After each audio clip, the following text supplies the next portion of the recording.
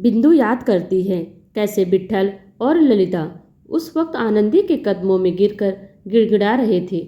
नहीं, हमसे गलती हुई गई, हमें माफ़ कर दो। वैसे भी बिंदु की जिंदगी तबाह हुई गई है। उस बेचारी बच्ची को इतनी बड़ी सजा मत दो, उसका हक है इस गांव में रहने का। तभी आनंदी ने बिंदु के माँ बाप को लात मारकर उन्हें खुद से दूर जमीन पर गिरा दिया। बिंदु उस वक्त बहुत छोटी थी, उसे समझ ही नहीं आ रहा था कि उसका गुनाह क्या था। लगभग पंचायत के सारे लोग बिंदु के खिलाफ हो चुके थे, लेकिन तभी यहाँ किसी की आवाज़ गूंज उठी, बिंदु यहाँ से कहीं नहीं जाएगी, वो इसी गांव में रहेगी। ये आवाज़ किसी और की नहीं बल्कि योगी जी की थी। उस वक्त सिर्फ योगी जी जो उसका समर्थन कर रहे थे। तभी विट्ठल भाग कर गया और योगी जी के पैरों पर गिर गया। धन्यवाद बड़े साहब, हम आपका ये एहसान कभी नहीं भूल पाएंगे। इस एहसान के बदले हम आपको कुछ भी देने के लायक नहीं हैं, लेकिन हम आपसे वादा करते हैं कि मरते दम तक हम आपके नौकर रहेंगे। विट्ठल की बात सुनकर योगी जी के चेहरे पर एक अजीब सी मुस्कान छा गई थी, जैसे कि वो यही चाहते थे, और वो मुस्कुराता हुआ चेहरा बिंदु के दिमाग में कैद हो गया। बिंदु याद कर रही थी कि तब से लेकर आज तक विट्ठल किस तरह से योगी जी के घर में चिकनकारी के काम से लेकर नौकरों वाले सारे काम पूरी ईमानदारी से कर रहा था। अभी वो सोच ही रही थी कि अचानक वो किसी से टकराकर गिरने लगी। अब जाकर बिंदु पुरानी यादों से बाहर आई थी और उसने खुद को वीर की बाहों में पाया था। दोनों एक पल के लिए एक दूसरों की नज़रों में खोसे गए थे। तभी बिंदु झटके से वीर से दूर हुई। वीर ने आयशर से पूछा, तुम यहाँ कैसे? किससे पूछकर तुम यहाँ आई हो? बिंदु ने ऐठते हुए जवाब दिया, हमको यहाँ पार्टी में बुलाया गया है, ऐसे ही थोड़े ना मुँह उठाकर चले आएंगे। लेकिन पार्टी तो बाहर चल रही है ना, सच सच बताओ, तुम घर के अंदर किस मकसद से आई हो? कहीं तुम्हारा इरादा चोरी करने का तो नहीं था ना? वीर ने सीरियस होते हुए पूछा। अब जाकर बिंदु को होश आया था। उसने चारों तरफ नजरें घुमाई तो सच में वो हवेली के अंदर चली आई थी और वीर भी उसका पीछा करते हुए यहाँ तक आ गया था। बिंदु ने परेशान होते हुए अपने सर पर हाथ मारते हुए कहा, हमें सच में नहीं पता कि हम यहाँ कैसे आ गए। वो तो हम, बिंदु कुछ सोचते हुए बोली। तभी उसे वीर के हंसने की आवाज़ सुनाई दी। वो गुस्से से उसकी तरफ देखने लगी। जरा अपना चेहरा तो देखो, शकल पे 12 बज रहे हैं। वीर ने जब देखा कि बिंदु उसे गुस्से से घूर रही थी, तब वो बिंदु के करीब जाकर बोला, मुझे पता है कि तुम कुछ चोरी करने नहीं आई थी। मैं तो पूरे वक्त तुम्हारे पीछे था। तुम ना जाने कहाँ खोई हुई थी। ये सब मजाक लगता है तुम्हें? तुम बड़े लोग हो, तुमने एक पल में हमारे ईमान पर उंगली उठा दी। तुम्हें पता भी है हम कितना डर गए थे। किसी के ईमान पे उंगली उठाना मजाक नहीं होता। आइंदा हमसे इस तरह के मजाक मत करना, समझे? बिंदु ने गुस्से से उंगली दिखाते हुए कहा। वीर ने तुरंत उसकी उंगली पकड़ ली और उसकी आंखों में आंखें डालते हुए बोला, तुम्हारी प्रॉब्लम क्या है? जब से मिली हो बस चिढ़कर बुरी तरह से ही बात किए जा रही हो। आज तक मुझसे किसी भी लड़की ने इस तरह से बात नहीं की। मैंने बोला ना, मैं सिर्फ मजाक कर रहा था। फिर क्यों बात का बतंगड़ बना रही हो? बात का बतंगड़ हम बना रहे हैं। पता है तुम्हारी दिक्कत क्या है? तुम तो सोने के कटोरे में पैदा हुए हो। तुम्हें तो सब परोसा हुआ मिला है। तुम तो बिजनेस संभालने आए हो, जिसे पहले से खून पसीनों से शीर्ष कर ऊंचाइयों तक पहुंचा दिया गया है। उसके लिए तुम्हें कोई मेहनत भी नहीं करनी है। उस दिन तुमने हमसे खेत पर कहा था ना, अपना घर अपनी मेहनत से बनता है। सही कहा था, मेहनत तो हम जैसे गरीबों के हिस्से ही आती है, बिंदु ने चिढ़ते हुए कहा। उसकी बात सुनकर वीर की आंखों में गुस्सा उतर आया था। वो बोला, तुम्हें क्या लगता है कि मैंने कोई मेहनत नहीं की? विदेशी यूनिवर्सिटी में अपने भारत का नाम ऊंचा करके आया हूँ। मैंने पूरी मेहनत से पढ़ाई करके बहुत टॉप किया था। ये सुनकर बिंदु मुंह बनाते हुए बोली, उसमें कौन सी बड़ी बात है? विदेश में पढ़ाई करने की। उसके लिए पैसे थे, ये तो कोई भी कर सकता है। जब किसी को इतनी सारी सुविधाएं मिलेंगी तो वो कुछ भी आसानी से हासिल कर सकता है। बिंदु की बातें वीर को गुस्से की आग में ढकेले जा रही थी।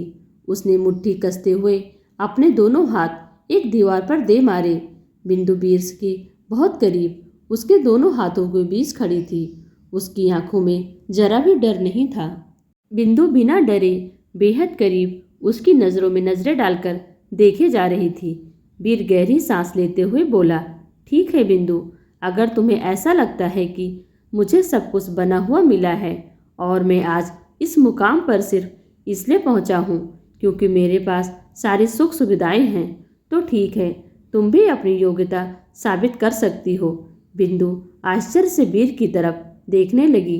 वीर ने उससे दूर हटकर धीरे से मुस्कुराते हुए आगे कहा, मैं भी तुम्हें कुछ सुविधाएं दूंगा और मैं तुम्हें चुनौती देता हूँ कि तुम इस अवसर पर सही तरीके से उपयोग करके कुछ बड़ा करके दिखाओ। अब तुम्हारी तकदीर खुद तुम्हारे हाथों में है। अभी वीर ने अपनी बात खत्म ही की थी कि तभी रामचरण और पंडित जी वीर की तलाश में वहां आ पहुंचे थे। रामचरण ने वीर की तरफ देखते हुए पूछा, छोटे गुप्ता जी, सब ठीक है? यहाँ क्या हो रहा है? पंडित भी उसकी बात खत्म होते ही बोला, हाँ, हम लोग आपको कितनी देर से ढूंढ रहे थे और आप यहाँ हो। और आप इस लड़की के साथ यहाँ क्या कर रहे हो? अगर बड़े मालिक ने आपको इस लड़की के साथ बात करते हुए देख लिया तो बहुत बड़ी मुसीबत हो जाएगी। वीर ने उसे हाथ दिखाकर शांत रहने का इशारा किया और बोला, यह बिंदु और मेरे बीच का मामला है, तुम्हें इसमें दखल देने की कोई ज़रूरत नहीं है। रामचरण ने बिंदु की तरफ ईर्ष्या भरी नज़रों से देखते हुए पंडित से कहा, ये लड़की पनौती है, हमें इसे यहाँ नहीं रहना देना चाहिए। हमें किसी तरह इसे हवेली से निकाल फेंकना होगा। तभी पंडित और रामचरण ने विट्ठल के पास जाकर बिंदु को नियंत्रण में रखने के लिए धमकाया और पंडित बोला, इससे पहले कि हम तुम्हें और तुम्हारे परिवार को हवेली से धक्के मारकर बाहर निकालें, तुम अपनी पनौती बेटी को लेकर पूरे परिवार के साथ यहाँ से निकल जाओ, वरना बड़े साहब तुम लोगों के साथ क्या कर सकते हैं ये तो तुम अच्छे से जानते हो। विट्ठल घबरा गया। वो बिंदु और अपने परिवार को लेकर अपने घर वापस लौट गया। घर वापस आकर विट्ठल ने बिंदु की तरफ देखते हुए ललिता से कहा, संभालो अपनी बिटिया को, इसकी वजह से हम कहीं के नहीं रहेंगे। क्या जरूरत थी इसे उस हवेली के अंदर जाने की? अभी अगर बड़े साहब नाराज हो जाते तो सब कुछ बर्बाद हो जाता। ये भूल गई क्या हम इस गांव में उनकी बदौलत ही रह रहे हैं? इतना कहकर विट्ठल गुस्से से कमरे से बाहर चला गया। बिंदु उसे जाते हुए देखती रह गई। बिंदु को उस रात नींद नहीं आई। रह रहकर उसके कानों में वीर की कही हुई बातें गूंज रही थी। बिंदु खुद से बोली, हम खुद को साबित करके दिखाएंगे, हम शांत नहीं बैठेंगे, हमें अपनी जिंदगी में कुछ तो हासिल करना होगा। बिंदु ने खुद को साबित करने के लिए अगले दिन से नौकरी खोजना शुरू किया। उसने तीसरी क्लास तक पढ़ाई की थी, इसलिए उसे संख्याओं को जोड़ना घटाना बहुत अच्छे से आता था। पहले तो वो अपनी जान पहचान वाली दुकानों में छोटी सी लेखा जोखा की नौकरी तलाशने लगी। प्रणाम चाचा जी, रिंकी ठीक है ना? आई नहीं अपने सासरे से? उसने दुकान में बैठे हुए आदमी को देखकर कहा। हाँ बिंदु बिटिया, रिंकी एकदम बढ़िया है, बताओ क्या चाहिए? वो चाचा जी, हमें ना नौकरी चाहिए। बिंदु ने अटकते हुए कहा, हमने रिंकी के साथ ही पढ़ाई की है, हमें अंकों को जोड़ना घटाना बहुत अच्छे से आता है। आप चाहे तो हम रोज़ शाम को आपकी दुकान का सारा हिसाब किताब कर दिया करेंगे। बिंदु की बात सुनकर अचानक से वो आदमी हंसने लगा। ये हिसाब किताब करना लड़कियों का काम थोड़ी ही है, ये सारे काम तो लड़कों के हैं। उस आदमी की बात सुनकर बिंदु का चेहरा लटक गया। उसने और भी कुछ लोगों से संपर्क किया जिन्हें वो जानती थी, लेकिन उन्होंने उसे ना कह दिया क्योंकि वह एक लड़की है और सबको ये लगता था कि एक लड़की लड़कों की तरह गणित करने में सक्षम नहीं होगी। बिंदु को गांव के एक छोर पर एक आखिरी दुकान नजर आ रही थी। ये दुकान गांव से कुछ दूरी पर थी। बिंदु ने अपनी चुन्नी में बांधा हुआ मोरपंख अपने हाथ में पकड़ा और खुद से बोली, कान्हा जी, अब ये आखिरी दुकान बची है, इधर से निराश मत होने देना। इतना कहकर बिंदु उस दुकान की तरफ बढ़ गई। भैया, हम नौकरी तलाश रहे हैं, हमें दुकान का हिसाब किताब करना अच्छे से आता है। चाहो तो हम अभी हिसाब कर कर दिखा सकते हैं। हम सच बता रहे हैं, हमें इस नौकरी की बहुत ज़रूरत है। बिंदु के इतना कहते ही करीब 25 साल के उस लड़के ने बिंदु को दुकान के अंदर बुला लिया। वो खुशी से अंदर चली आई। उस लड़के ने बिंदु को जोड़ने घटाने के लिए हिसाब की एक कॉपी दे दी। बिंदु मुस्कुराते हुए दुकान के अंदर का सारा हिसाब किताब करने बैठ गई। लेकिन तभी उस लड़के ने मौका पाते ही धीरे से दुकान का शटर गिरा दिया और ललचाई नज़रों से बिंदु की तरफ देखने लगा। बिंदु अपनी उंगलियों का इस्तेमाल करके पूरी मेहनत के साथ सारा हिसाब किताब जोड़ घटा रही थी। उसे अंदाजा भी नहीं था कि उसके साथ क्या होने वाला था। देखे जरा तुमने क्या हिसाब किया है। वो लड़का बिंदु के एकदम करीब उसके बगल में जाकर बैठ गया था। उसने धीरे से बिंदु की कमर पर हाथ रख दिया। जिस तरह से वो हड़बड़ाकर खड़ी हो गई, तभी बिंदु की नज़र बंद शटर पर पड़ी, जिसे देखकर डर के मारे उसके होश उड़ गए। दूसरी तरफ वीर अपनी पुरानी बाइक स्टार्ट करने की कोशिश कर रहा था, लेकिन वो स्टार्ट होने का नाम ही नहीं ले रही थी। उसने पेचकस से अंदर इंजन के कुछ पार्ट्स खोल लिए और उन्हें साफ करके उनमें ऑयलिंग करने लगा। तभी योगी जी यहाँ आकर बोले, क्यों इतनी पुरानी बाइक के पीछे पड़ा है? अब ये तो कबाड़ में ही भी बिकने के लायक नहीं रही। जब भी आते हो इसी बाइक को लेकर बैठ जाते हो। क्या ज़रूरत है इतनी पुरानी बाइक चलाने की? चलो अभी हम तुमको नई तरह की बाइक दिलवा लाते हैं। नहीं दादाजी, ये बाइक मेरे दिल के बहुत करीब है। इस बाइक के आगे किसी भी बाइक की कोई कीमत नहीं है। वीर बाइक की मरम्मत करते हुए बोला। ऐसा क्या है इस बाइक में? योगी जी ने इतना पूछा ही था कि तभी वीर कुछ देर के लिए खामोश हो गया। कुछ देर चुप रहने के बाद वो धीरे से बोला, ये बाइक मेरे माँ बापा ने मेरे जन्मदिन पर दी थी। वीर के माँ बाप का जिक्र सुनते ही अचानक से योगी जी के चेहरे के भाव बदल गए, जैसे उन्हें उनका जिक्र पसंद न आया हो। वो बिना कुछ कहे अपने कमरे में चले गए। इस बार वीर ने अपनी बाइक में किक लगाई तो इंजन ने स्पीड पकड़ ली। वीर अपनी बाइक लेकर गांव की सैर पर निकल गया। दूसरी तरफ सारा दिन निकल गया था। शाम हो चली थी, लेकिन बिंदु का कोई पता नहीं था। विट्ठल कई बार स्कूल जाकर भी देख आया था। उसे समझ नहीं आ रहा था कि आखिर बिंदु गई कहाँ थी। तभी बिंदु की दादी धीरे से छड़ी पकड़कर बाहर आई और विट्ठल पर चिल्लाने लगी, ये सब तुम्हारी ही गलती है। तुमने ही ठाकुर मोहन से दुश्मनी कर ली।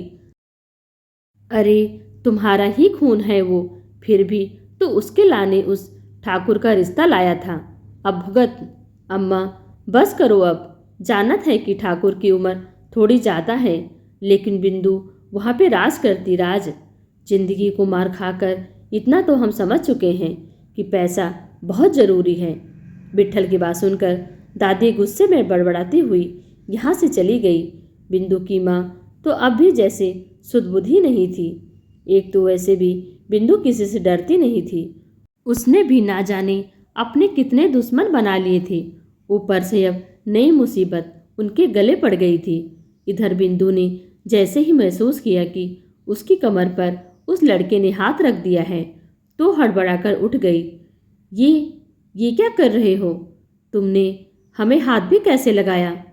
अरे तुम्हें काम चाहिए ना, पहले हमारे काम तो आओ, तब तो हम तुम्हें काम देंगे। वो लड़का बिंदु के करीब आकर बोला, हमें हाथ भी लगाने की गलती मत करना, नहीं तो तुम्हारे हाथ तोड़कर गले से लटका देंगे हम, समझे? हमें कुछ नहीं चाहिए, चुपचाप शटर खोलो और हमें जाने दो, समझे? तभी वो लड़का बिंदु के पास आ गया और उसका हाथ पकड़कर उसे अपने पास खींचते हुए बोला, मेरा हाथ तोड़ेगी, वो भी उन नाजुक हाथों से।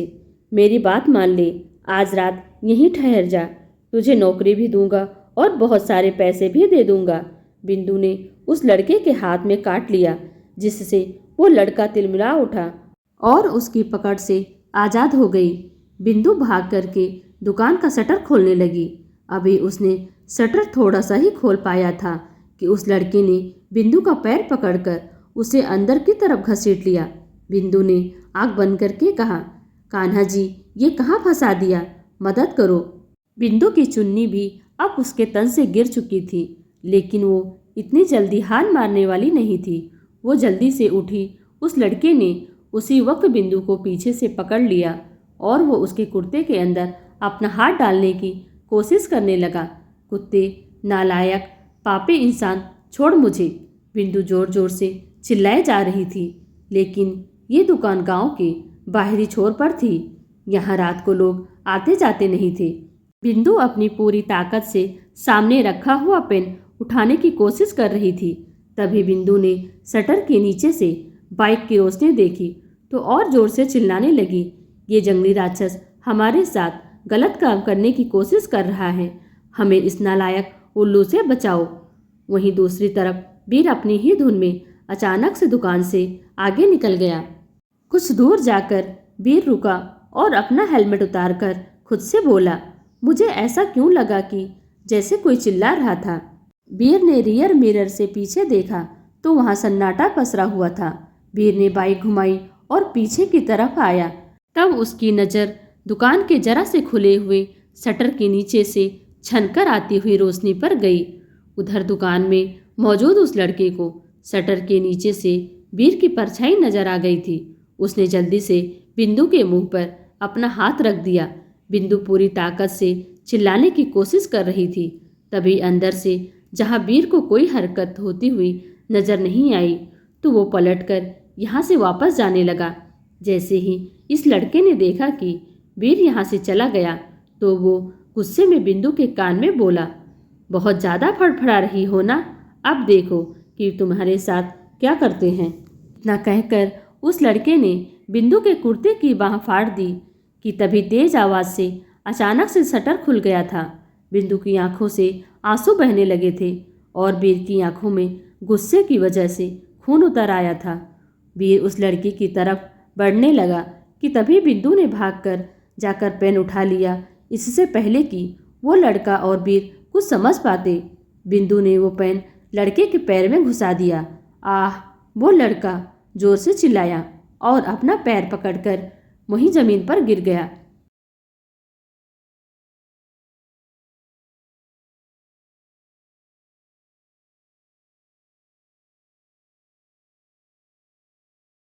मुट्ठी में भर लिए और उसके चेहरे पर चाटे ही चाटे बरसा दिए थे। बिंदु को बेखौफ होकर लड़ते देखकर वीर गुस्से में भी मुस्कुरा दिया था। उसने बिंदु की चुन्नी जमीन से उठाई और धीरे से जाकर उसे उड़ा दी। बिंदु सकपका के उठी और वीर की तरफ देखने लगी। तुम इस समय यहाँ पर क्यों आई थी? वीर ने हैरानी से पूछा। बिंदु नजरें झुकाकर धीरे से अपने आंसू पोंछते हुए बोली, वो हम नौकरी ढूंढने। बिंदु इतना ही बोली थी। फिर उसने अपने आंसू पोंछे और मुंह बनाकर वीर की तरफ देखते हुए बोली, हम तुमको क्यों बताएं। इतना कहकर बिंदु सीधे दुकान से बाहर निकल गई। वीर ने किसी को कॉल लगाकर कहा, गांव के आखिरी छोर में जो मुन्नू की दुकान है, जरा यहाँ आकर उसका और उसकी दुकान का बंदोबस्त कर देना। इतना कहकर वीर ने कॉल डिस्कनेक्ट कर दिया और वो भागता हुआ बाहर आया। बिंदु अंधेरे में कहीं गुम हो चुकी थी।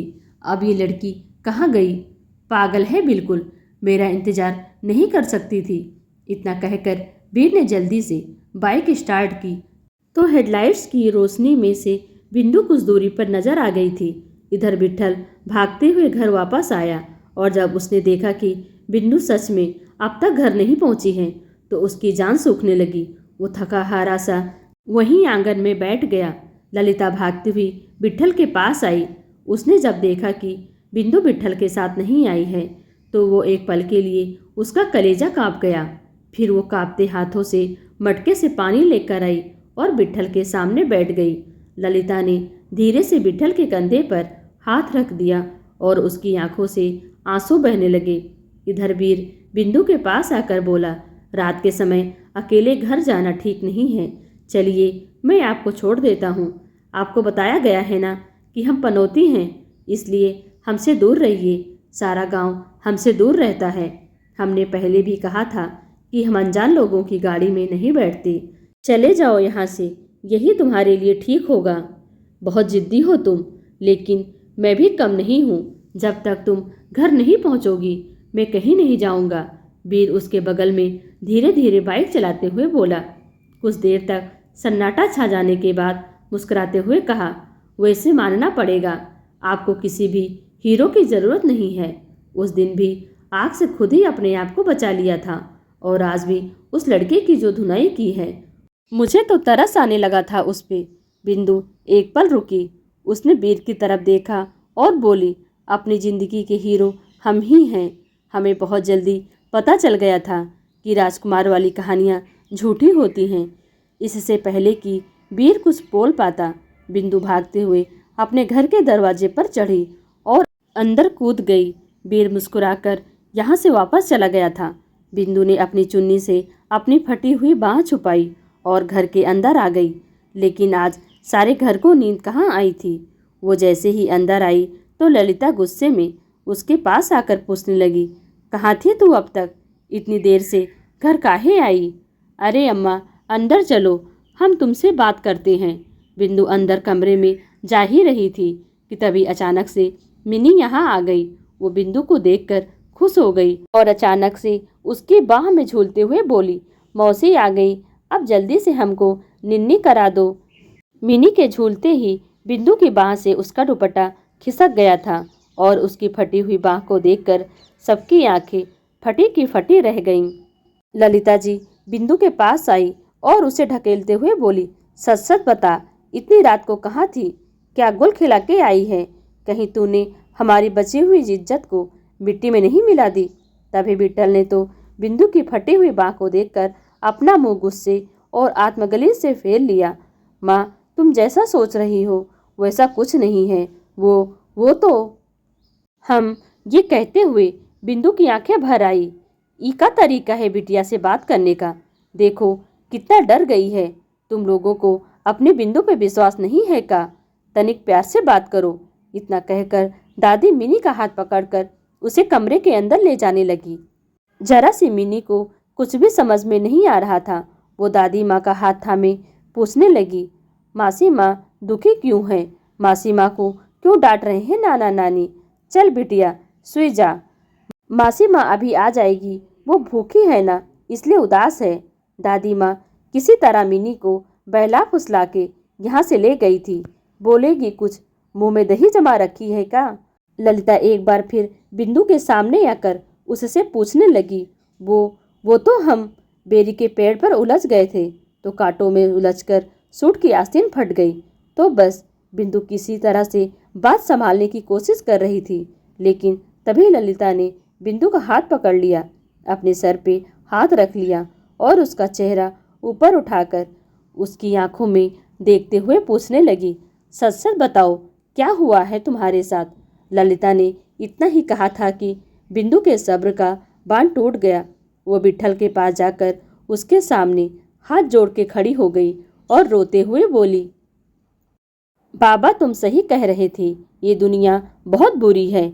हम तो बस नौकरी ढूंढने गए थे, अपने पैरों पर खड़े होना चाहते थे, लेकिन बिंदु को इस हाल में देखकर विट्ठल का कलेजा पसीज गया। वो बिंदु के पास आया और उसके हाथ पकड़कर बोला, लेकिन क्या तुम ठीक हो ना? हाँ बाबा, हम बिल्कुल ठीक हैं। ये दुकान वाले ने हमसे ज़बरदस्ती करने की कोशिश की, लेकिन हमारे साथ तो कान्हा जी है ना, हम उल्टा उसको सबक सिखाकर चले आए। अब कभी किसी लड़की की तरफ आंख उठाकर देखने की कोशिश नहीं करेगा। बिंदु की बात सुनकर विट्ठल और ललिता ने कान्हा जी की मूर्ति के सामने हाथ जोड़े। फिर बिंदु विट्ठल से बोली, बाबा तुम जैसा कहोगे हम वैसा ही करेंगे। हम चिकनकारी की कला सीखेंगे। विट्ठल बिंदु की बात सुनकर खुश हो गया। उसने प्यार से बिंदु के सर पर हाथ फेरा। तभी बिंदु अपने मन में बोली, लेकिन देखना बाबा, हम अपना खुद का घर और खुद की पहचान जरूर बनाएंगे। अब ये चिकनकारी की कला ही हमारे सपनों को